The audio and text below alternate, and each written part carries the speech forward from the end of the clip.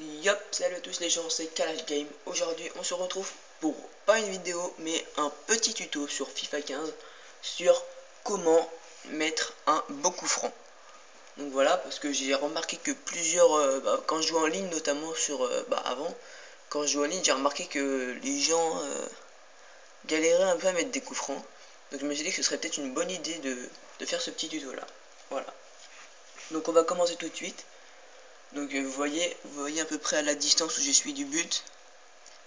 Donc le tireur est ici. Donc en l'occurrence j'étais avec Manchester United avec Di Maria. Donc voilà, c'est plutôt un bon tireur de coup franc. Déjà pour votre coup franc, mettez le meilleur tireur de coup franc de votre équipe, parce que ça a beaucoup plus de chances de rentrer forcément. Donc voilà. Donc moi j'étais à cette distance là du but. Vous voyez. Regardez, hop. Vous voyez, j'ai bien placé ma caméra au-dessus de la tête d'un des joueurs. Il faut laisser une petite marge entre la caméra et le poteau. Enfin, entre là où vous placez la caméra et le poteau. Parce qu'en général, le ballon a tendance à s'enrouler. En général, sur FIFA 14, il s'enroulait beaucoup. Sur FIFA 15, il s'enroule peut-être un petit peu moins, mais voilà, il s'enroule quand même. Donc, laissez une petite marge. Mince, pardon. Donc, laissez une petite marge, vous voyez, vraiment.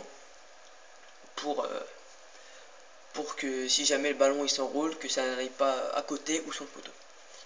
Donc après, ensuite, je vous conseille, attendez, hop, vous voyez pas bien, je vous conseille de ne pas tirer au-dessus de cette petite barre là, de la petite barre verte qui est en dessous, parce que si vous tirez plus fort que ça à la distance où moi je suis actuellement pour tirer le coup franc, ça va partir soit sur la barre, soit au-dessus. Donc voilà, c'est pas une bonne idée de tirer plus fort que ça. Voilà. Donc voilà, hop, on replace la caméra bien. Ouais. Hop, bam. Donc vous voyez, hop, je place ma caméra, je tire pile comme il faut, et donc ça rentre. Vous voyez, donc ça rentre en douceur. Voilà, même si le mur aurait sauté, je pense qu'il ne l'aurait pas eu. Et vous voyez quand même, mon ballon ne passe pas si loin de la barre que ça. Il passe même assez près de la barre.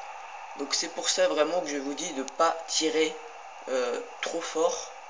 Parce que ça risque de soit aller au-dessus, soit taper la barre. Donc c'est vraiment pas une bonne idée de tirer comme un bourrin. À moins que vous fassiez L1 plus rond. Ça c'est une frappe en force. Ou R1, je sais plus. Non, il me semble que c'est L1 plus rond. C'est une frappe en force. Donc là vous pouvez frapper fort.